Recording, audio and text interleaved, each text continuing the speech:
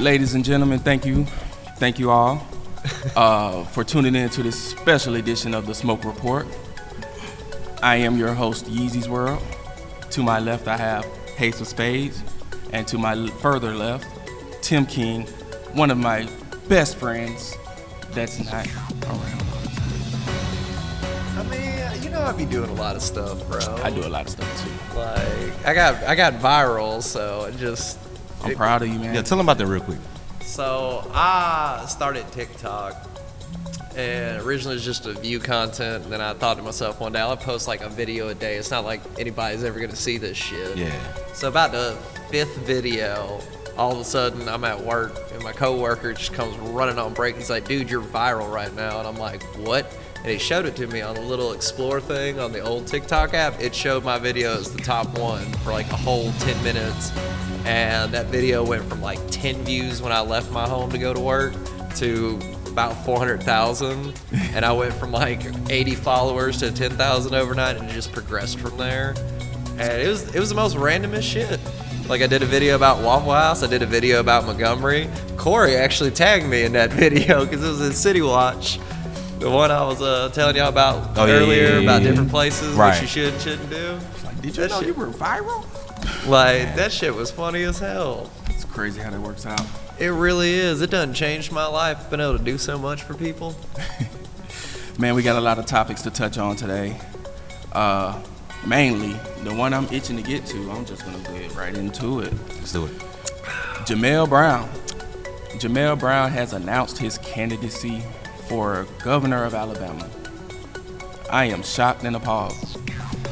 Why, you may ask? Jamal Brown has a very unsuccessful run at mayor for quite some years. We've just kind of gave him honorary West Side mayor of Montgomery, Alabama. However, we give him none of the respect. Jamal Brown is also a pastor of his own congregation. I do not know the number of that congregation. Pastor. There is a building. His campaign headquarters is the church, as he says. I love how that went off right as you said, the church, The as church. he says. There's no R in his church. Jamal Brown has big plans. One of his points in his Brown plan. Brown plan? Brown plan. So is that code for like shit plan, or like, Sounds like it to me. like legitimately asking? I get he's using his last name, but like, if you ever came up to me like, all right, we're gonna enact Brown plan, I would think that you're gonna shit yourself. You know, in the hospital there's a code Brown. Yeah. And that means the patient has shitted on themselves. That's what I'm saying. like if we were driving around, we got pulled over, you just looked at me, it was like, I'm about to do a code Brown, or like, we got to do a plan Brown. I would think that you're about to shit yourself, so the officer just walks up and is like, what the fuck? Jamal Brown plans as governor to give all Alabama recipients making less than $50,000 a year a $2,000 stimulus check. What? Okay. Because they make less than $50,000 okay, a year. No, that's not what I was going to ask. Since you just mentioned that, economically speaking, that would be a lot. Most of Alabama's population. But secondly, the stimulus checks, the idea behind it is to boost a failing economy because of either a natural event, inflation, whatever, and it has its good sides and its downsides, obviously. On a state level, if you were to do that, I would think that you would bankrupt the economy here because, like, so many people from Alabama go to Tennessee, to Mississippi, to Florida, to Georgia to do lottery and gambling and scratch-off tickets. Right. Things here that people are like, no, we can't do that. Mind you, Alabama is the poorest state in the country.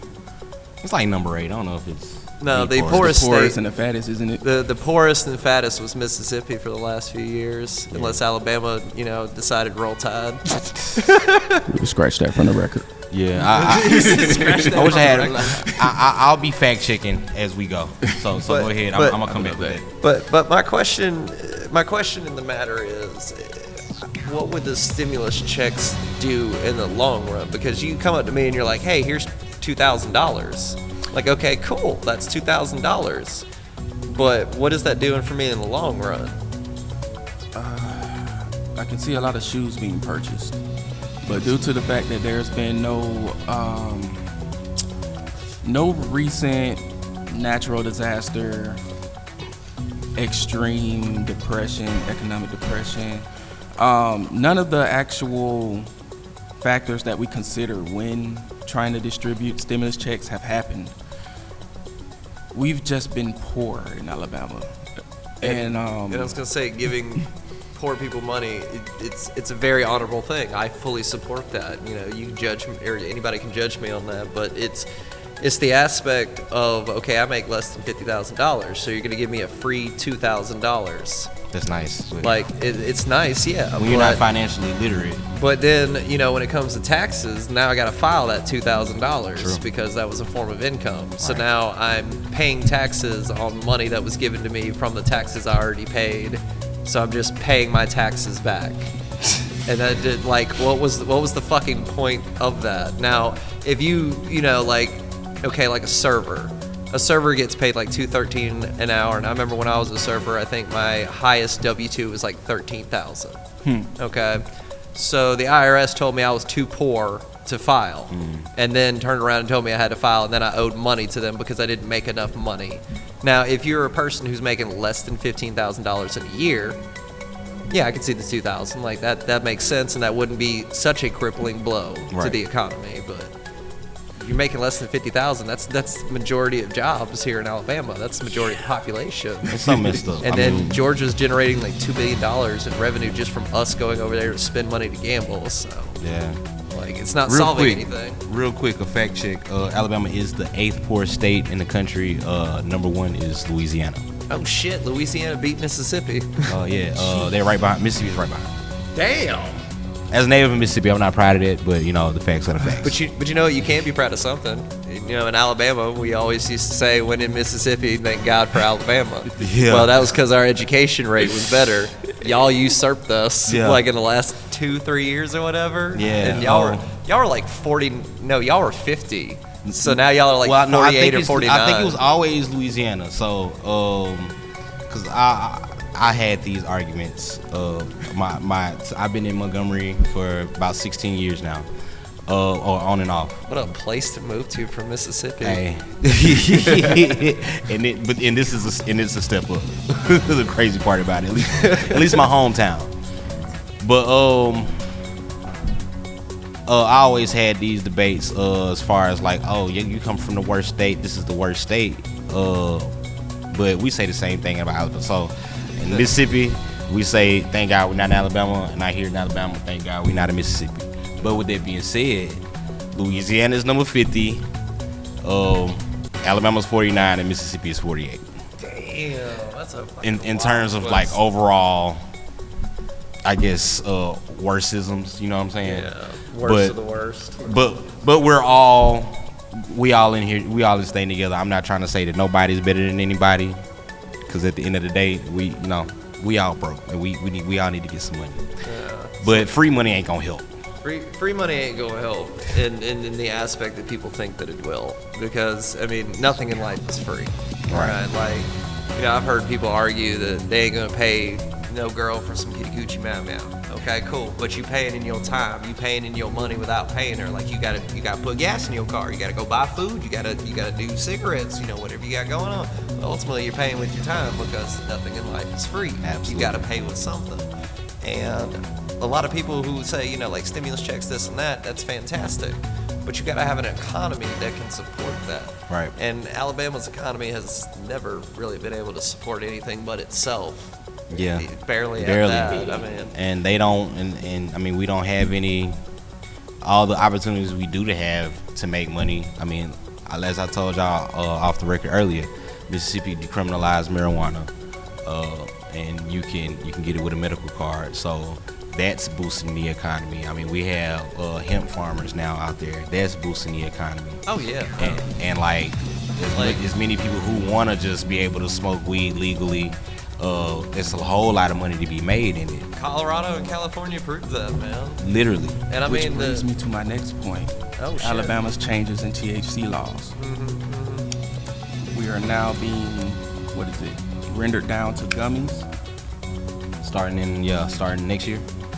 How you feel about that? It depends, because like I said, from reading it, there's two theories on it.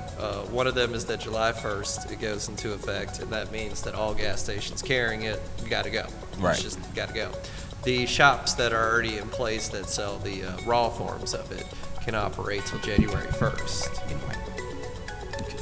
Yeah. But they can operate till January 1st. The other theory is that on July 1st, all of it ends, and it's just gummies.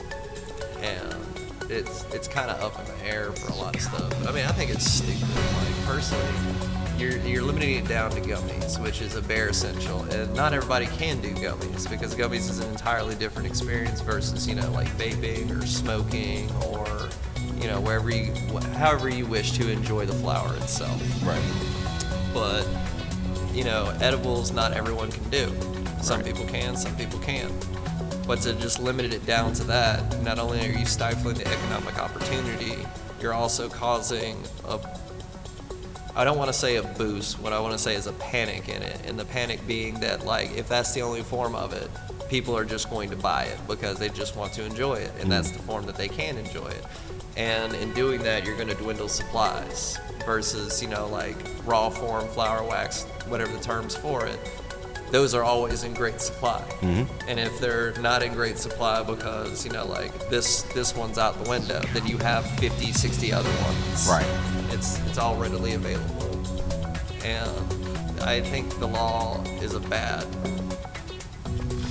notion. The timing of it is very funny to me, just because recently there was something approved and signed that there's gonna be a large prison in like north central Alabama.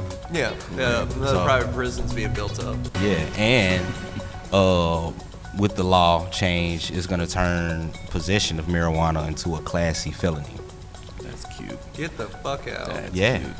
gotta read the law, man. I didn't see about the Class C felony. Yeah. They're changing it. They're changing it for harsher punishment, and they're just using the front face of it to not exactly. That's dude, that's some shady shit. Yeah. So That's I read the executive order, and that's the big one for me. That's Jesus.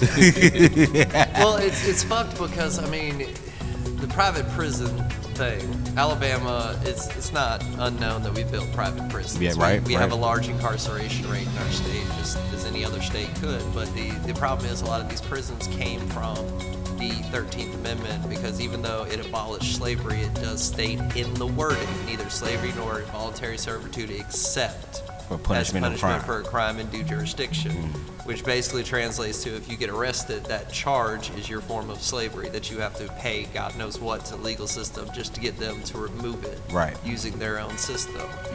And the private prisons being built up, it's just they're doing that, I'm assuming, with the change of that charge. Yeah, they suspiciously came up around the same time. Suspiciously, yeah. Yeah. I bring up that point only to circle back to Jamal Brown, as the first point in his Brown plan is to make, and I say this verbatim, marijuana legal. No. Legalize weed. Legalize weed for, what did he say? Recreational and sale. Recreational use and sale. Not distribution. So he's not wanting to. So let me get this straight. He's wanting to usurp the federal law stating that it is a Schedule I drug. He's wanting to usurp that and think that he can legalize it fully for the benefit of the citizens of Alabama, without realizing that even in the states that it's been legalized, it's under the stipulation of a state run. Right. It didn't supersede the federal law. Yeah, because it's hard. They're not really, even the dispos like out in Colorado and Because, I mean, Washington. It's been very clearly stated, yes, they can operate on a state level and do stuff, but Right. federally it's still illegal, so at any given point, the feds can just be like, all right, we're done. Yeah, and if you got it, we get you. But they're doing it as a economic boost aspect, which is why they just, feds having payment. He's wanting to usurp federal law on a state level. Does he As understand the governor. difference between state and federal, out of curiosity? Well, to put this on paper as the first bullet point in your plan, with no further explanation, I'm gonna go with no.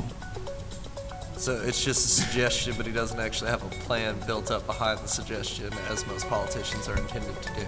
Yeah, most of the plans are just suggestions. To be completely fair, to be completely transparent. I mean, these are things that we all want to happen, but a lot of us don't know the steps that it takes to make them happen. So as far as solving the Department of Homeland Security problem, like, I mean, what's the problem in it? Like a legitimate question. Yeah, I mean, if that's the DHS that he's referring to, and I forgot what number is, but it's toward the bottom. I think he said DHR. DHR? Okay, well let me retract that then. And I'm pretty sure he's referring to the issue that occurs with Alabama recipients getting their food stamps swiped from their blue cards. Nah. Whole card, whole account emptied after use or of an app or a certain terminal. They haven't really approximated where the issue is happening, but it's happening to a lot of people, and he thinks it's an inside job of employees at DHR, so he wants to clean up DHR. So he's using the rehashed drain the swamp tactic Trump used politically to get into office, not once but twice. And being in office, you can avoid accountability as long as you have somebody to blame, or you think or can convince your voters that there is an internal problem. What we do know is we have seen Trump make good on some promises and actually show the ability to do so beforehand. He showed some kind of partnerships, that all showed that he had the ability to make it happen. Jamal Brown has not. And it's funny that you bring up Trump, because honestly, I just came out. This just came out of my head. Jamal Brown, for lack of better terms, is a broke black Trump. A broke black. Wow. He is a. Expand on that. It's like big back ass, but worse.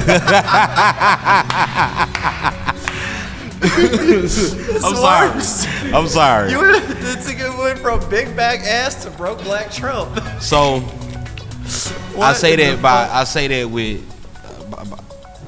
by meaning, like, he's somebody who you could consider him a reality star in terms of his popularity, his what some may call influence in the city of Montgomery. What influence? I mean, I'm using it very, very loosely. Social media presence. The social media presence. I mean, and it's funny enough, like, I've been seeing Jamal do his thing since I moved to Montgomery. Since I was in the I moved out here, started my 7th grade year. Every year, he would come to my school during Martin Luther King Day, and he'll do the "I Have a Dream" speech. And like he did it with all his heart. They called him for it every single year, and they just loved him or whatever. And at a point at the time, I kind of had a little bit of respect for him. But as time went on and his antics got a little more out of pocket, yeah, that's a good way to look at it. then it's like, wait a minute, this man might be a joke. But my second point, reality star, whatever, social media star, no previous political experience. Before Donald Trump, became president in 2016, he had no previous political experience. Now, he had friends, he was friends with politicians, and whatever the case, and just like Jamal, he was always within arm's reach of the politicians, but he ran for mayor, didn't get it, ran for city council, didn't get it. So now he's trying to go for governor. And it's funny, during his announcement, he told the people that he has the experience. And see, so let me get this. You need someone that has the experience. So our option is currently, off the top of my head, broke black Trump or failed Auburn coach Tuberville. And I'm saying this because him running for governor is just wild to me. Because if we're gonna throw football coaches in there, fucked as it sounds, I'm not a football fan, but statistically, Didn't Herschel Walker run for something? Saban as a football coach, or a former football coach, I should say, would make more sense to run in that political position than Tuberville, who has done nothing since being elected. Yeah, at least he was in a leadership position. I mean, even as the mayor of the West Side, I mean, yeah, I have to ask, is the mayor of the West Side, like, Satirical. Yeah, satirical. Because I like when you said that, my brain went, hold up, we can elect mayors in local areas. No, I mean, now shout out to Miss Frenetta Riley. That's the city council member of District 4, which is the West Side. I mean, if anything, you know, that's what people would consider the mayor of a certain part of town. But because I mean, I was gonna say, like, it would make a lot of sense on a political scale. Like, different neighborhoods, you elect a mayor, like somebody to represent the issues of that area. Yeah, like the HOA president. Oh no, it's not homeowners association, but you get all of them together as a council of local mayors, and then you have the actual mayor, and then the mayor has to sit with the council of mayors so that they can all discuss. Right. So that the mayor's not getting like one piece here, one piece there, one piece there. Right. Like, I was gonna say that would be like. I mean, that's the city council. Pretty much. I mean, and it's a 9-member board, and they all represent different sections of the city. I live in District 3. Shout out Miss Marsha Johnson. Man, this man got all the names. Hey, man, I work for. I'm involved. I work for the city, so you got to know this stuff. That's fair. Fair. But yeah, and it's, you know, they all come up. People come with their issues, and you know, they all come together, and it goes back up to the mayor, and then that goes to the you know, it's a whole little thing. We was in social studies back in the day, so we kind of know. I remember the bits and pieces. You remember the bits and pieces, exactly. In a nutshell, so far, candidacy announced. We have insurance salesman, senator, and West Side mayor. Is that where we're at right now? Yeah, I think it's 2 Republican candidates so far, and Jamal Brown is the only Democratic candidate who's. I thought another person on the Democratic side was running. Well, according to WAKA, yeah, they say he's the only Democratic candidate who's announced his. This early, right? Thus far. That's. So we got a Democratic broke black truck. Go ahead. Yep, that's where we and you are know right what? now. You know, I ain't even gonna say broke, but I just mean, you know, like, I don't know how much money he got in his account, so and I ain't gonna do him like that. But I just mean broke as in, like, he ain't got Trump money, he ain't got Jimmy Rain money. You know, I mean, Jimmy Rain is the richest man in Alabama, for those who don't know. But shit, I thought the Blunt family was the richest, because you know they got that home on Bell Road that like. Oh yeah. But no, Jimmy Rain is like might be the only billionaire. Holy shit! Learn something new about Alabama every day. Yeah, you know Yellowwood. Yeah, that's him. Yo, get the fuck out. Yeah. Just a segue, music news, geriatric music news. Slick Rick dropped the album, and it's not bad. At least the one, I mean, from what I heard, look, it's not bad. How y'all both it's better than Wayne. I put it like that. Damn, everybody been going hard on Wayne lately. Listen, Slick Rick dropped the album, Wayne dropped the album, Clips dropped the single. I like Clips. I'm ready for Clips. I'm ready for the Clips. That's the best way I can put it. Bruh, the way you just did that. Look, like Clips. Yeah. The camera cuts are gonna be crazy. They didn't make, and like, you know, Slick Rick didn't make that joint for 20 and 30 year olds. You know what I'm saying? He really did not. And it's okay. But I will say, in terms of the legends from the 80s, who's still trying to do it, like Slick Rick has, let me see what I'm trying to say, evolved his flow to where he don't sound the same way he did on Lottie Dottie. You know what I'm saying? And it's way better in comparison to Melly Mel. Yeah. Okay. Yeah. In 2020, in the year 2025. So I say if you don't listen to you ain't gonna listen. You shouldn't listen to Slick Rick's album with the same pair of ears that you would listen to, you know, somebody who's really popping today. There's a lot of contrast between like what's mainstream hip hop right now and what Slick Rick put out. Yeah. It's really got a UK home to it, as well as a lot of that old school feel in the instrumentals. Flows have been upgraded, but I would still listen to it over Wayne's album right now. Wayne. Y'all going hard as fuck on Wayne. Hey, I love Wayne. Wayne. But you know what? Speaking of the mainstream that you just mentioned, so counterpoint, but also valid point. It's kind of like both, but it's to expand on it. Mm-hmm. So you remember that artist years ago, little Canadian fucker, Tom McDonald. Yeah. Okay, so hear me out.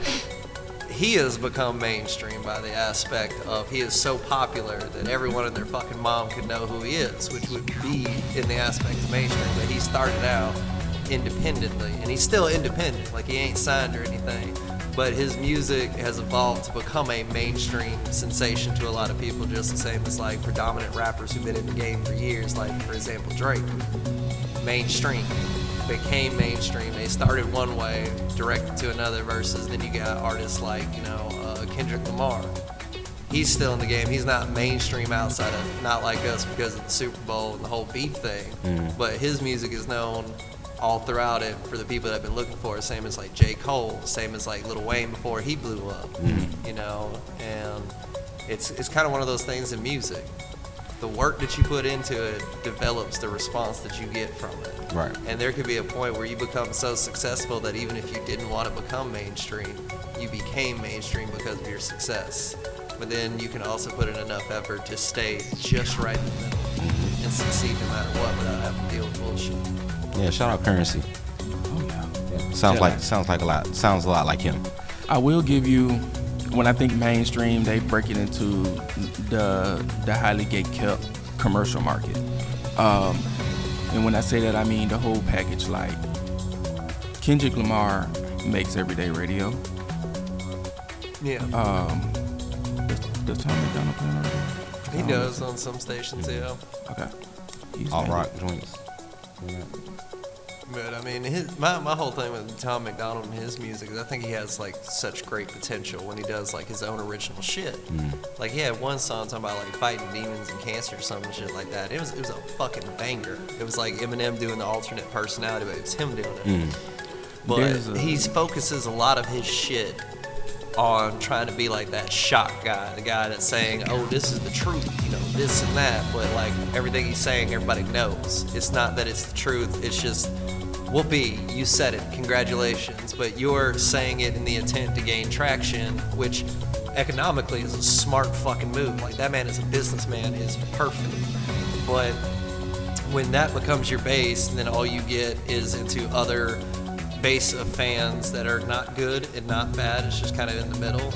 And like his base of fans have become like those hardcore, like wannabe conservatives, the people that are like fuck the system, which, you know, congrats to saying fuck the system, but you can't say fuck the system while upholding it. Like it's one of them things that don't make sense. Kind of like when Rage Against the Machine had tweeted at one of the fucking, it was like a Trump thing, don't steal the vote, and it was the song "Fuck You, I'm not gonna do what you tell me." Oh, yeah. And you know, Rage Against the Machine was just like, y'all are fucking idiots. And then people were like, I didn't know Rage Against the Machine was political. I'm like, I didn't either until I got older, but when you read the lyrics, it's pretty fucking clear. It's a Rage Against the Machine, though. Yeah. Yeah, it's right there. It's right fucking there. But like, you know, like I said, he's got the potential for so much fucking great shit, but he panders to such, I'm gonna call it easy money, because economically it's easy money.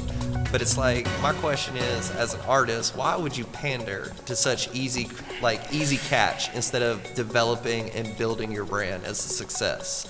Kind of like, what is his name? Fucking Jay-Z did for a long time before he got out of the game. And then you had artists like Eminem, who he's built his whole brand, and there's been years he's taken breaks. But when he comes back, it's still like his shit. Like the death of Slim Shady, his recent most album. Like, that was a fantastic album because if you play it one way, it's his way. You play it the other way, it's Slim Shady.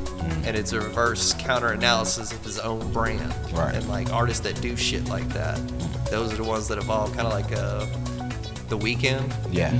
Like he's evolved quite a bit. Oh yeah, absolutely. Like he went from drug junkie freak rap. I mean not rap. Junkie freak rap. Junkie freak R&B to now he's like 80s cocaine. There's That gonna is a be, good way to explain that. Yeah. he's spot on. Yeah. I'm going to, this is probably going to be terrible for me to say, but don't stop now. Most of my favorite artists, I love them more when they were on drugs. Oh no, absolutely, I agree. Probably. Yeah. I mean Eminem. Like, no. I'll give you an example. So I met Anthony Green of Circus Survive, Seyo Sin. I can't remember the other two names. Sound of Animals Fighting and one other band I can't think of off the top of my head. Anyways, he was a heavy drug user, particularly of heroin. And Circus Survive's like first two albums are iconic for a lot of the lyricism, for a lot of the sound.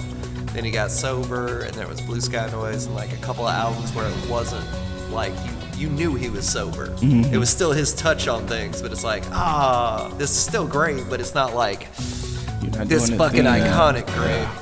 And I ended up meeting Anthony Green at the Sound of Animals Fighting show, and I was taking a picture for somebody. He literally grabbed this arm, looks at me, and goes, I fucking love that tattoo. And I was like, I fucking love you, bro. And then I was telling him, like, I was fucked up in the legal system for a bit, and I was in like a bad headspace, and I was like, dude, I just want you to know, like, I didn't do the same things that you've done drug-wise, but like, your music really inspired me to like get my shit together, to like fucking sober up, to do what's best for me, and always like think about things, like whether it's my beliefs, whether it's like what am I doing in life. Like it was inspirational. And he was like, yeah, I enjoyed writing them, but now I'm sober, so I write a different tune. I'm like, I'm just proud that you're sober and still here. Yeah. Like, Yeah, absolutely. It's getting hectic out there. Mental health is a huge talking point. It actually is, isn't it, man? yes, it's Mental Health Month, along National with Safety Pride. Awareness, National Outdoors, African and Caribbean food, and three other things. The month of June is a lot of Pride. That was the other one. But most people only focus on Pride because it's just easier to hate. And my thing is, all the things that June is a national month of includes people of the LGBTQIA community. But the only thing that people focus on in the month of June is just hating and causing worse mental health, which is fascinating to me because, like, you look at the history of Pride, it only happened because of religious and political people who wanted to push straight ideology. Yeah. Like, I always ask people, when you walked out into the world and you held hands with someone you loved, were you persecuted? Were you arrested? Were you beaten? Were you threatened? Were you any of that? If the answer is no, then why the fuck are you hating on these folks? Yeah. They ain't doing nothing to you. Whether it's my way of life or not, I tend to leave people the fuck alone as long as they're leaving me the fuck alone. Yeah, that's my philosophy, to be honest. At the end of the day, we're all humans. I go by a straight motto. We're all humans and we all deserve respect. Hey, in the words of Dave Chappelle, everybody fucks funny to somebody. Yep. And also in the words of Dave Chappelle, well, what about the customers? Fuck them. Fuck them, that's why. Fuck them, that's why. I You love guys. Dave Chappelle.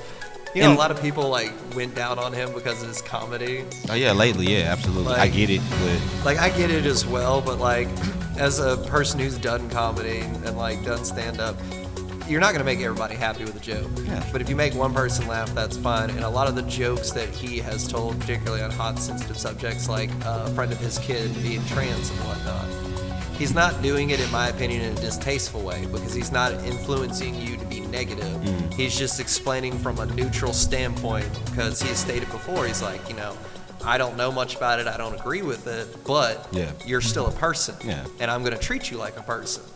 And he's not wrong about it, but like a lot of people got mad about it and they tried to come down on him and he was just like, what are you going to do? Like, you're just gay. like, And I mean, I get it. Like, for me, it was a hard time understanding him for a long time until I had like a couple of things happen. Like my friend Jamie, shout out to you. She messaged me one day. I was like, hey, you want to go to the bar? I'm like, sure. So we set up plans. I'm sitting at the bar. This woman sits next to me. I have no idea who she is. She's like, hey, Tim. I'm like, hey. And like, they were like, oh, you probably don't recognize me because I used to look like someone else. And I'm like, But it's me. I'm like, It's I'm Google confused. crossover. But they showed me a picture of how I knew them for all of my life. And then I was looking at them, I'm like, holy crap. And they're like, yeah, I transitioned, this is how I feel. If you don't agree with it, I understand.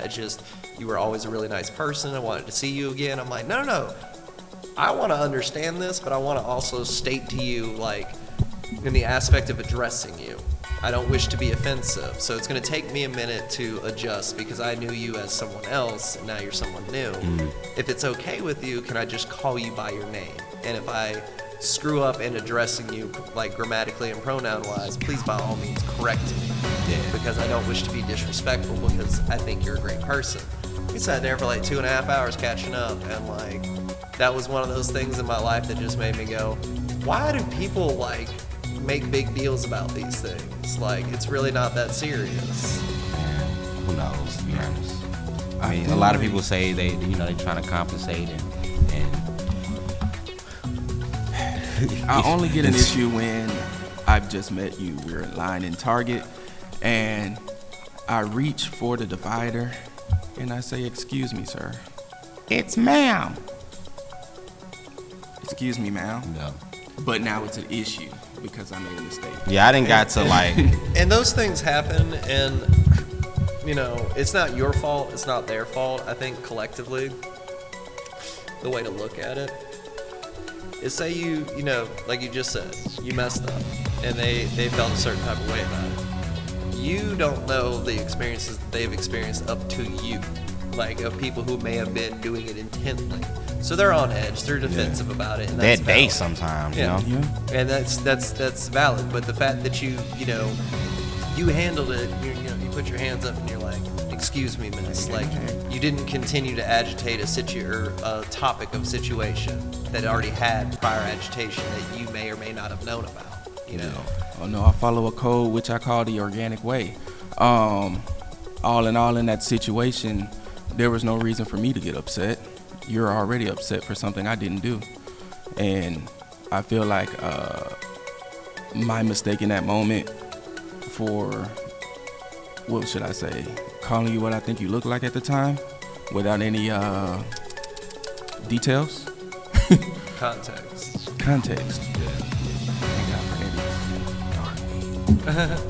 By the way, this is an ashtray, this is a filter, this is for cigarettes or anything you can smoke, and this is available in the link I'll put in the comments. You need it. You guys. That was a smooth plug-in. Oh man, I love editing, man. It's gonna be so beautiful. This has been a great conversation. It's gonna generate a lot of reels. I only have a few more things to say. Okay. Because this is all type of news and reporting, and Jamal Brown is not gonna do this. Shout out to Rocky Sanders. Shout out to Rap Sardines. for sure.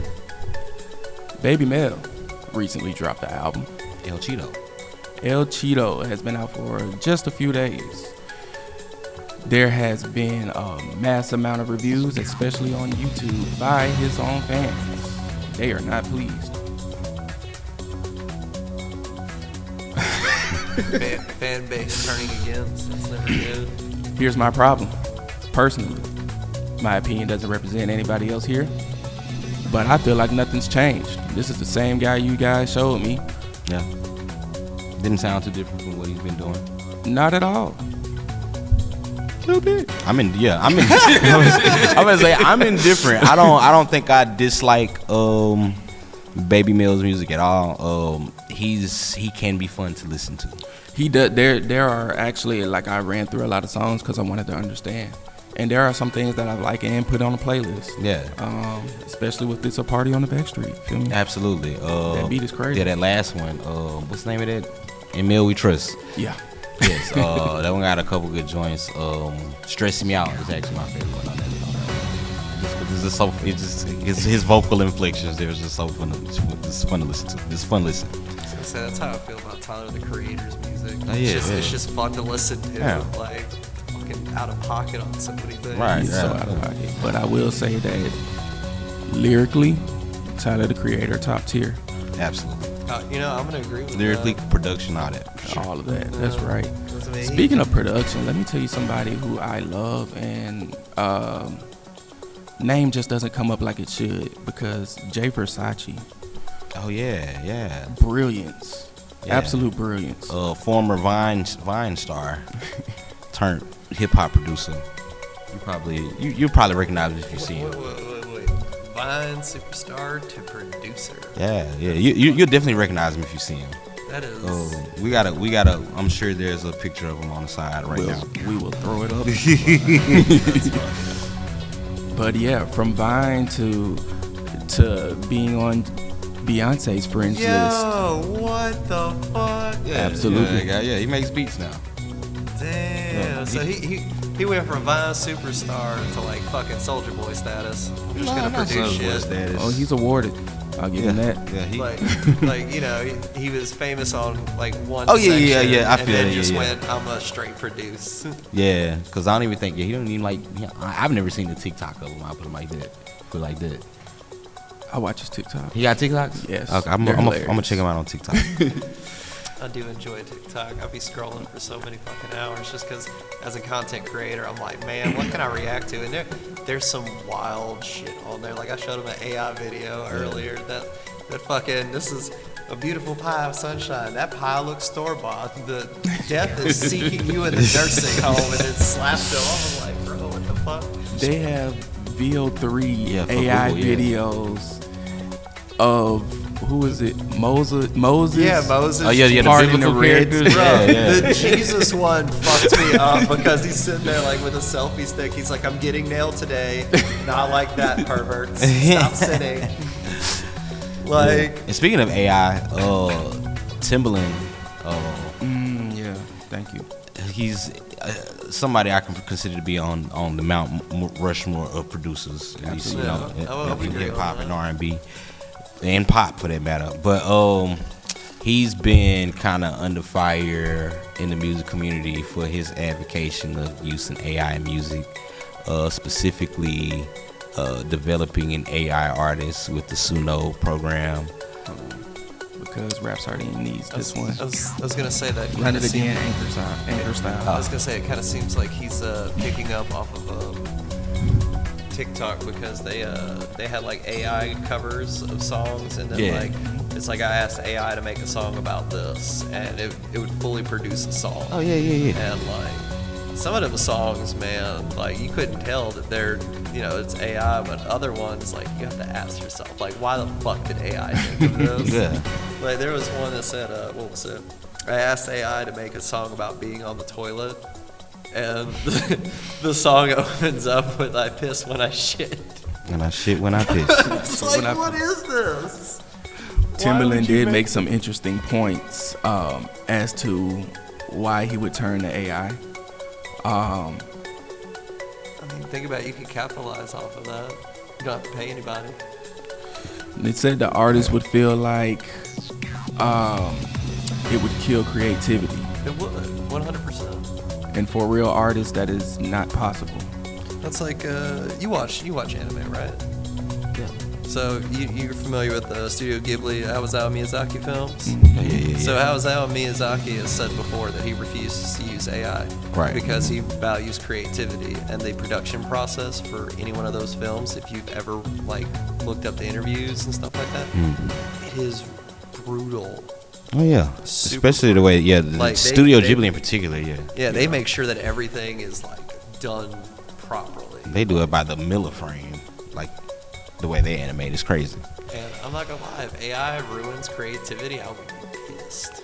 Well, I'll spin it like this. Well, first, you don't even got to be too creative to be famous these days. That's one thing. I'm famous. Yeah, no, I'll back on that. That's absolutely true. That's what happened to me. Well, you're hilarious. So.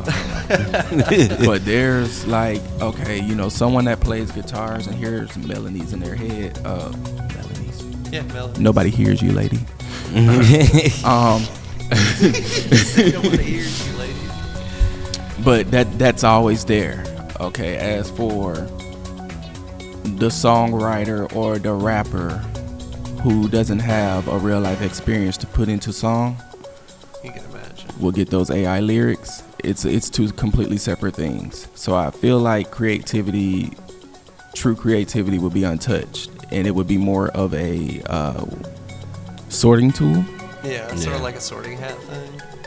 Speaking of the creativity, like when you mentioned melodies and stuff in the head, do you remember when we were in school, like little beating on the table, like everybody Absolutely. sitting there rapping and shit? Like It's my first instrumentals. those were the fucking days, because like you and your friends got to see like who's creative, like who's got skill, who's got talent, who's got what you can contribute. Like, you know, if you got a dude doing just a fist, like you gotta position your fist a certain way, but then you got a dude doing fists and a pencil, and then you got a dude fist, pencil, and beatboxing, and then a dude rapping behind him. Like, There was technique. I mean, there was flick of the wrist and absolutely. everything. Yeah. oh yeah. All in all, I'd like to say, form your own technique. Well, form your own opinions, and make sure there's some fact behind some part of it. Always double check whatever you think is fact. Reference it with at least 2 to 3 sources. And make sure that even if you don't need to make it like super thorough, like reputable, but like make sure that it's backed with like evidence, substantial like argument, whatever. Stop making Facebook captions news. I swear. Man, I don't believe nothing I see on Facebook no more. No more. Every time I see something on Facebook, oh jeez, it's so bad. I definitely look it up just to see, make sure. Like, I believe it on Twitter before I see it on Facebook. I believe it on Instagram before I see it on Like, Facebook. dude, the City Watch groups, man. So they turn on the anonymous feature, and so many people have been doing stupid shit with it. Man, the racism, the hate, Yep. just the and, like. It's, and what's bad is like there's a lot of folks in the City Watch that the minute they see my name, it pisses them off. Absolutely. Because I will embarrass them. I will straight up, like, there was, what was his name? Something Senior Day or some shit like that. Anyways, he was having an argument about the Bible. And I sat there, I was like, historically speaking, Mary would have been between the ages of 13 and 15 when she got pregnant with Jesus, which that's not a very good look. And his response to it was using the Bible to justify sleeping with somebody in that age for procreativity and the miracle of life. And I took a picture, like a little screenshot. but she didn't. Yeah, she didn't have sex with nobody. Yeah, but like. And then I think that was also the norm back then. Yeah, no, and that was the thing. I was like, that was the norm back then. It wouldn't be acceptable today. Yeah. And he used the Bible to try and justify that it would be acceptable. So I screenshotted it, and then I kept reposting it every time I saw him comment. I'm like, you like this? Drake right now? You like him young? And that shit was literally okay up until about 60 years ago, maybe, if that. Like, I mean, Elvis married a 14-year-old at 20 something. He did. Fucking Jimmy Lee Lewis. You know what I'm saying? Same thing. A lot of the music artists were involved with, like, you know. One of my favorite artists, Prince, allegedly did the same thing. Like, something I read. Listen, But- Prince is in the same category as Michael Jackson to me. Like, Absolutely. there is a lot of shit that's fucked up. Yeah. There's a lot. But the music and the experience that it gave people is entirely different from the artists themselves. Yeah. And So, I feel my like a bad. lot of people can't separate that.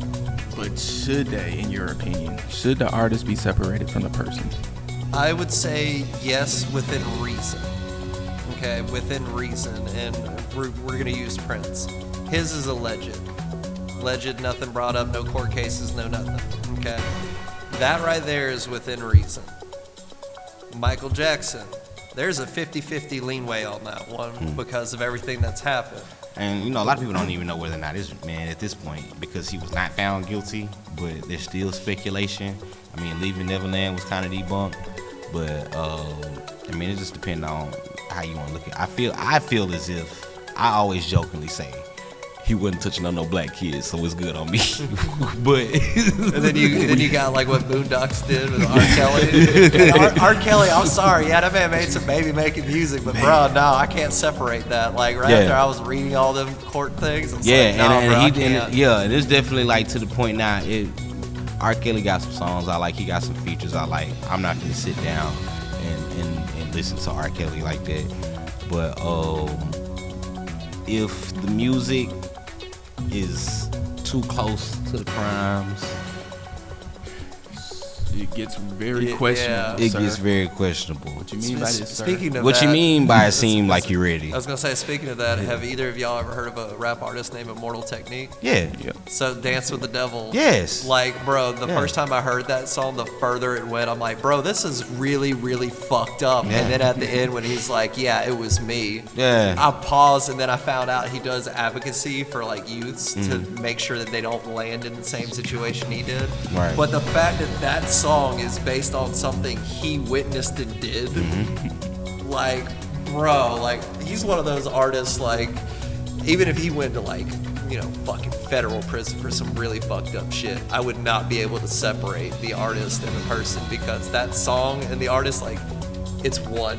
Yeah. It's one and done, like.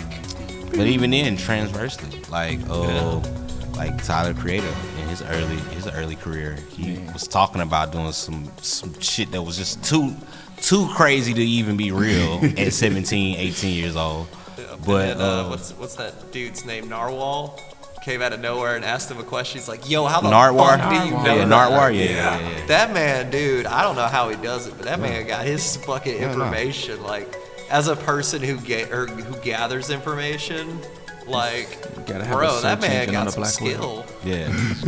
Like, I thought I had skill. Like, you know, you got like a partner that's cheating on you and you got suspicions and no proof. In 3 days, I can find out for you. I can find out whatever you want to know. But that dude, that man, I want that for skill. somebody to stay in Canada, I mean, because he interviewed Big Crit, a guy from my hometown, rapper.